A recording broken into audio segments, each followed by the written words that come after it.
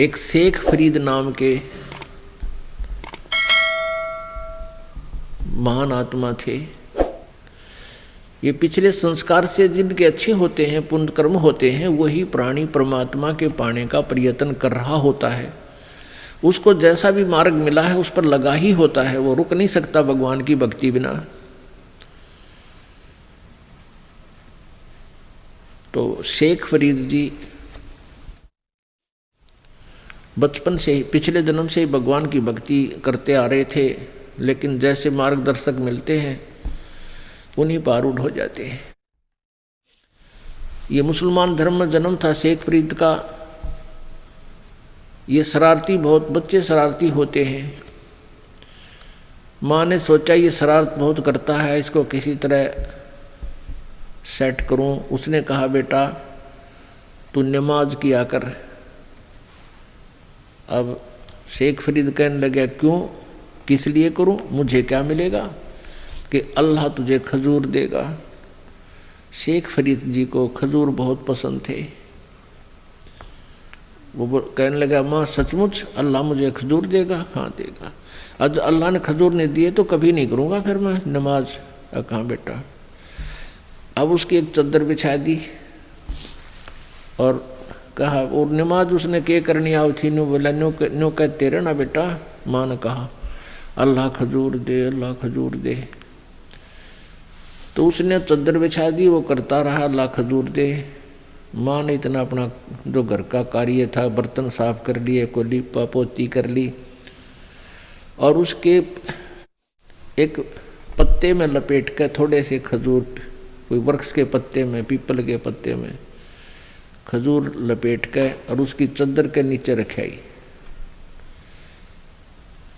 अब जो माँ का काम हो लिया, जब ने कहा कि भाई शेख बेटा शेख फरीद, माता जी आजा अब नमाज बंद कर दे। अच्छा। तो भाग्य आया, कहने लगा माँ तू तो झूठ बोलती थी, अल्लाह ने खजूर तो दिए नहीं। चादर के ऐसे थोड़ा देते हैं भगवान, वो गुप्त देते हैं बेटा। चादर के नीचे दे, कहीं रखे जरूर रख गए होंगे वो अल्लाह। उन्हें चादर उठा के देखी, वो खजूर पा के कूदता फिर है। खा पी के फिर ने बोला माँ ये फिर कब करनी है नमाज? अब प्रतिदिन माता ऐसे ही कर दे, वो अपना खजूर खजूर करें जा, अल्लाह खजूर दे। माँ इतने काम कर ले, उसके नरे उलाने आया करते, वो पीछा छूटा। एक दिन वो खजूर रखड़े भूल गई चादर के नीचे, 5-7-10 दिन के बाद। और वो उठा तो माँ का ध्यान आया किसने, तो माँ ने कह दिया भाई ठीक है बंद कर दे नमाज। वो एकदम उठा, चादर उठाई, और माँ सोच गई कि आज मैं खजूर रखना भूल गई। और ये ऐसा नालायक से कभी नमाज नहीं करे, कभी नहीं टकेगा, ना मेरी सुनेगा। बहुत चिंतित होगी। वो क्या देखती है कि खजूर खाता हुआ आ रहा है। माँ ने कहा बेटा ये खजूर कहाँ से लाया तू? हक माँ प्रतिदिन अल्लाह देता, चादर के नीचे रखे थे। अब माँ समझ पड़ गई, आज मन रखे को नहीं, खजूर नहीं थे, ध्यान नहीं आया इस बात का।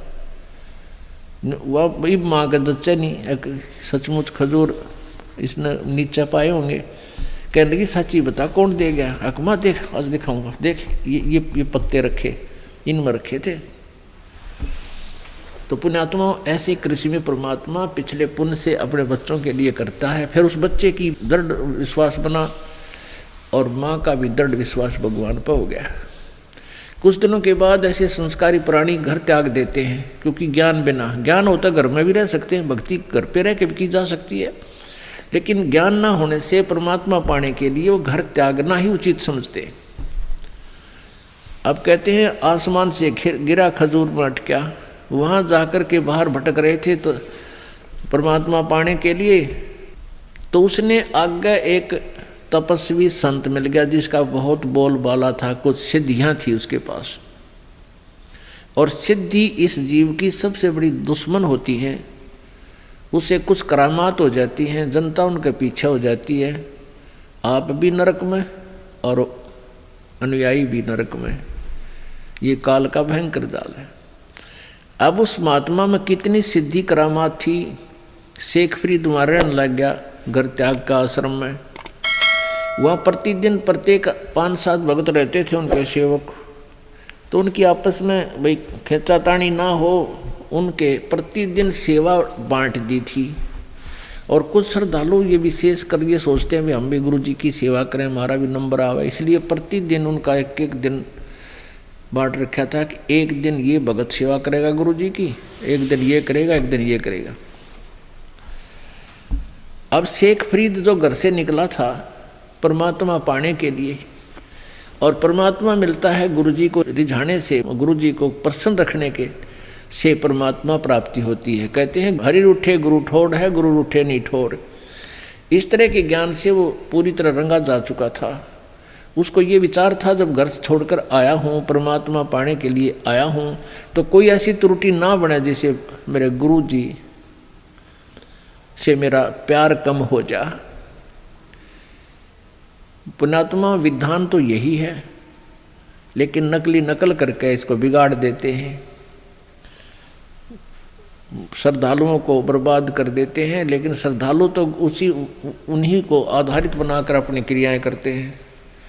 कबीर परमेश्वर जी भी कहते हैं सतगुर के दरबार में मेरी थर थर कांपे दे, ना जानू किसी बात पर मारो टूट न जावे ने। कि सतगुरु के दरबार में इसलिए डरते रहते हैं कि परमात्मा किसी बात से हमारा प्रभु से प्यार कम ना हो जा, गुरु जी से लगाव कम ना हो जा, इस आधार से।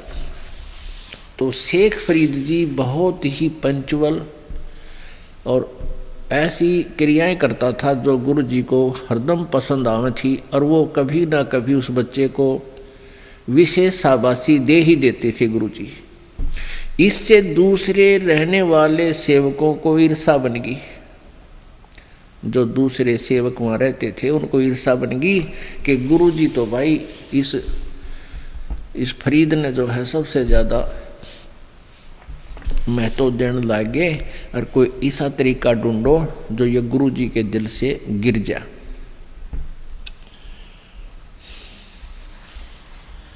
अब क्या किया कि वो प्रतिदिन वो उनका गुरु जी हुक्का पिया करता। अब एक ही भगत की सारी ड्यूटी होया करती, उस दिन कपड़े भी धोएगा, उनका खाना भी बनावेगा, हुक्का भी भरेगा, आग बनावेगा, दोनों टाइम जब भी जितनी बार खाना खावे। तो वो गुरु जी जो था खाना खाने के तुरंत बाद हुक्के की डिमांड करता था। अगर कोई 5-7 मिनट लेट हो जाता, 10 मिनट, तो उस सेवक ने डंडा पीटा करता। इतना क्रोधी था, क्योंकि तपस्वी में तामस ज़्यादा होता है। वो तपस्या को ही आधार बताया करता था, और स्वयं भी तपस्या करके ही ये कुछ सिद्धियां प्राप्त किए हुए था वो गुरु उनका शेख फरीद जी का। तो एक दिन वर्षा का मौसम था, वर्षा नहीं थी लेकिन मौसम चौमासे का था। अब शेख फरीद ने अग्नि जैसे खाना बनाया, अग्नि बन जाती है, उसमें और लकड़ी लगा के हुक्का भरने के योग्य अग्नि तैयार कर ली। वो पहले कर लेते थे, फिर खाना खिलाने जाते थे। खाना खिलाते ही हुक्के की चलम ला करके ताखू डाल कर हुक्का भर कर गुरु जी को दे देते थे। शेख फरीद को तो पता था, अपनी तरफ से उसने आग बनाकर रखी हुई थी कि अभी खाना खिलाते ही आराम से हुक्का भर कर दे दूंगा। उधर से उनके दूसरे जो शिष्य भाई थे, गुरु भाई थे, उन्होंने वो अग्नि बुझा दी जो हुक्का भरने वाली थी। अब शेख फरीद तो खाना खुना खिला के आराम से बर्तन साफ करके फिर हुक्का भरना चला। अब देखा उसने जाकर आग को नहीं, आग तो खत्म है। उसने सोचा मौसम वर्षा का है, इस करके बुझ गई होगी। वहीं से चलम उठाई, तम्बाकू डाला, और गांव लगभग आधा किलोमीटर की दूरी पर गांव था, और वहाँ देखा एक घर में धुआं उठ रहा था। दौड़ा दौड़ा गया, और वो माई क्या कर रही थी कि लकड़ियां लगा रही थी, धूमा ऐसे फूंक मार रही थी, फू फू, आँखों में धूमा बढ़ रहा था, आँखों में आंसू आ रही थी, दुखी हो रही थी। आग बढ़ा नहीं थी क्योंकि मौसम वर्षा का, आग जल नहीं रही थी। तो उसने जाकर कहा, माई अग्नि देना, माई अग्नि देना, हुक्का भरना है, गुरुजी के लिए हुक्का भरना है। अब शेख फरीद ने सोचा जब गुरुजी नाराज हो गए तो बात बिगड़ गई, मेरी तो करी कराई कमाई गई सारे जीवन की। और ये गुस्सा बहुत करते हैं और नाराज, और फिर कई दिन सेवा नहीं दिया करते थे जिससे थोड़ी सी त्रुटि हो जाती। तो माई के पास जाके कमाई अग्नि देना, माई अग्नि देना। माई कहने लगी, आँख फोड़वा ले जब मिल लेगी अग्नि, हैं आँख फोड़ ले जब मिल लेगी अग्नि। मेरी तो आँख फूट गई और धूमे में, वह कहते नहीं थी मैं धूमे में आँख फूट गई तो भी फोड़वा ले धूमे में जब मिल रहा अग्नि। यानी तू बना क्यों ना ली तेने वहाँ पर अपनी अग्नि। तो उसने सोचा या माई ने कहा आँख फोड़ ले, इस आँख फोड़ेगा जब आग दूंगी। नो बोला माई ये ले, चमटा दे के आँख काट के देती, ले माई आँख फोड़ दी, मैंने ये बाग दे दे, अग्नि दे दे। ये माई ने देखा इतना सचमुच महात्मा भगत ने तो आँख फोड़ दी। एक लोहा बैठ की चूल्हे थे, अगले महाराज बदले ले जा आगे। उसने फटाफट अग्नि भरी और ऐसे आँख का कपड़ा बांध दिया रुमाल सा और फिर भाग लिया। अब अंधेरा सा हो गया था। गुरुजी ने पहली आवाज़ लगाई, रे शेख फरीद हुक्का ना लिया भाई। दूसरी फेर लगाई और तीसरी लगाई ने बोला, कि तुम मर गया तू आज, कहाँ चला गया तने इतने हुक्का नहीं भरा, तेरा दिमाग खराब हो गया दिखे। उन्होंने सोचा बिगड़ की बात, इतना मैंने बोला आ गया गुरुजी, आ गया गुरुजी, यो आ गया। रख के हो गया था गुरुजी, यहाँ आग बुझ गई थी, मौसम खराब है ना, और वहाँ से भाग कर ले आया हूँ गुरुजी, माफ़ करना। कहा अच्छा भाई रख दे। अब वो तो हुक्का पीने खराटे भरा करता, सो जाया करता। गुरुजी तो रोटी खा के हुक्का पी का अपना पड़ जाता। तो उसने देखा, अरे शेख फरीद यो आँख के लग गया बेटा। अकबर दया है आपकी महाराज, के लग गया था आपके होते होते हैं, ऐसे ही थोड़ा सा, बस ज़्यादा कुछ बताया नहीं। अब वो तो पी का हुक्का लेट गया। अब माई ने सारी रात नींद आई नहीं, रात हो गई थी कि जाऊँ क्यों कर आश्रम में, वो संत बात नहीं करें। सुबह गई वह, आँख ने धर रही एक बर्तन में छोटे से में, वो आँख जो काट के वहाँ गेर का आया था। और आके ने बोलिए महाराज जी मेरे से गलती होगी, माफ़ करना। वह डरगी की पदे शराब दे दें, वचन बुंडा काट दे संत, उनके चेले के साथ मैंने ऐसी बदतमीजी कर दी। वह डरती डरती ने कहा जी मेरे से गलती होगी। क्या हो गया माई? संत ने पूछा कि आपका शिष्य अग्नि लेने गया था, मैं धुएं में दुखी हो रही थी, लकड़ी गिली थी, मौसम खराब था, आग ना बढ़े थी, और मैंने तो गुस्से में कहा था कि आँख फोड़ ले जब मिला कर, जब बनेगी अग्नि, जब मिल जाएगी अग्नि। आपके चेले ने आँख काट के दे दी, महाराज ये देखो, मैंने माफ़ कर दियो। उन्होंने बुला रहा कौन? शेख फरीद हो रहे ना? वो आया, कहाँ जी? क्या बात हो गई थी जी? ऐसे ऐसे अग्नि बुझ गई थी, मैंने सोचा गुरुजी रुष्ट हो जाएंगे, और माई ने बोली आँख फोड़ ले जब आग मिलेगी। मैंने आग फोड़ दी गुरुजी के लिए, जब माटी है, ये शरीर आपका है गुरुजी। उनकी सच्ची श्रद्धा देख कर सीने से लगा लिया उस संत ने और कहा बेटा खोल दे पट्टी। वो पट्टी खोल दी, उसकी आँख 9 की 9 होगी पूरी, लेकिन थोड़ी छोटी रहेगी, आँख 9 की 9 ओके स्वस्थ होगी, और वह एक निकली पड़ी बाहर। तो ऐसी भी सिद्धि उस संत के पास थी, लेकिन फिर भी मोक्ष मार्ग नहीं था, ज्ञान ठीक नहीं था। ऐसी सिद्धि होने के बाद, ऐसी करामात होने के बाद उस क्षेत्र में उस काल के दूत की इतनी महिमा बन गई उस संत की। ओहो, दुनिया गुण गावा, भाई कमाल कर दिया, नहीं हो गया, वह बात आग की तरफ फैल गई। काल तो ऐसे ही करता। तो पुण्यात्माओं, ऐसी महिमा देखकर किसी संत की उसके ऊपर जो आश्रित हो गए वह कैसे दूर हों।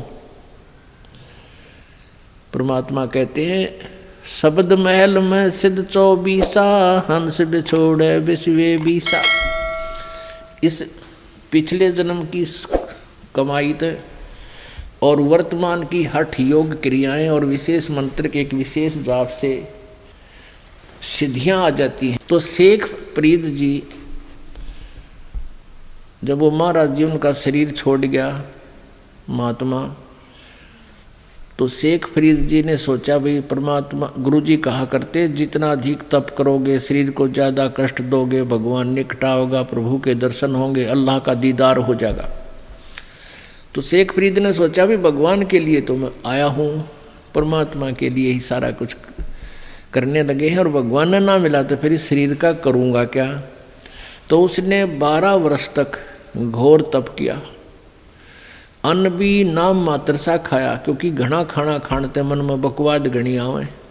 ये सोच के उसने कहते हैं 12 वर्ष में 50 किलो अन्न खाया। 12 वर्ष में 50 किलो एवरेज निकाल लो, रोज का 10 ग्राम बना है, 5 ग्राम अन्न, 5 ग्राम इतना का। और सूख के अस्थि पिंजर रह गया शरीर। तो उसने देखा कि बाहर अगर बैठता हूँ तो कौवे आ जाते हैं, आंखें निकाल लेते हैं, मांस तो था ही नहीं। तो एक बार ऐसे बाहर लेटा हुआ था, कौवे आ गए, माथे पर बैठ गए, मर्त जान के, क्यों तो मरा पड़ा है, इतना वीक हो गए थे शारीरिक। और कहीं तन पर मांस दिखाई नहीं दिया। आँख सोची, कौव्या ने सोची आँख निकाल लें इसकी मुर्दे की। तब शेख फरीद ने हाथ हिलाया, हाथ जोड़ कर बोला भाई कौव्यो मेरी आँखें मत खाओ, मेरे शरीर पर कहीं मांस शेष हो उसने चुन चुन कर खा लो भाई, मेरी आँख छोड़ दो, हो सकता है मुझे परमात्मा के दर्शन हो जाए, मैं उन्हें देखना चाहता हूँ। प्रभु के दर्शन करने के लिए मेरी आँख छोड़ दो, मेरे शरीर पर से जो मांस बचा उसने खा लो तुम, मैं मना नहीं करता। इतना कह कर रोने लगी। फिर उसने सोचा भैया तो बात बिगड़ेगी, आँख्या न कौवे फोड़ देंगे, गुरु परमात्मा दिखा नहीं, दर्शन हुए नहीं।